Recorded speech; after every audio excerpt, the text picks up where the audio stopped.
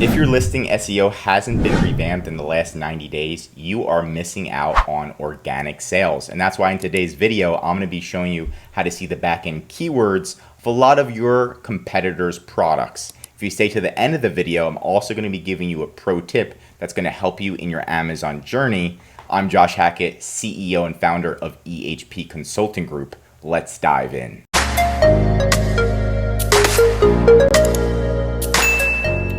Step number one is going to be to collect a little list of your top competitors. So I recommend getting your top 10 competitors, have a little bit of a list of them, so that way we can go through them.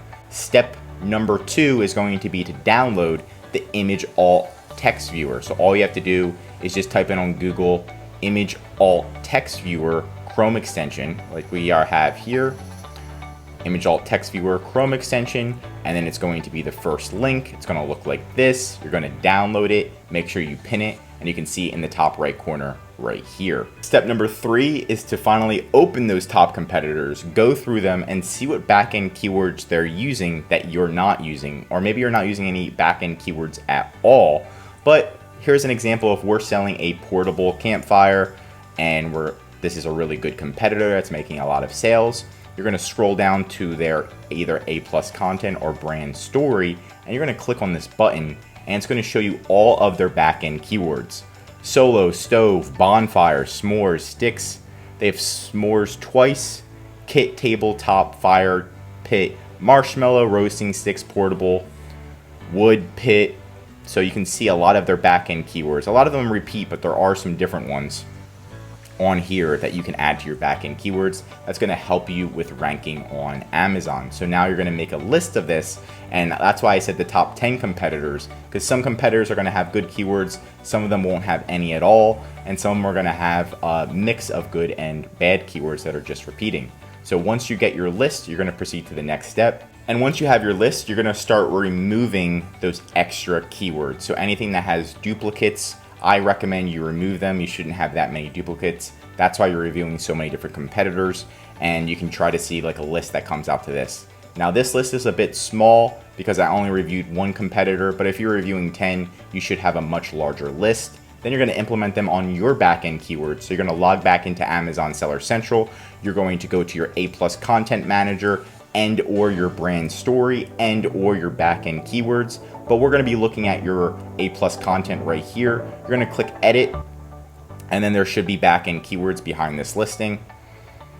As you can see, we have backend keywords, and then if yours is a campfire, then you would be putting the backend keywords here. You can put up to 100 letters, and you can utilize lettercount.com to count the exact letters to make sure that you're hitting around 90 to 100 letters per image, so that way you're getting the most out of your Amazon SEO.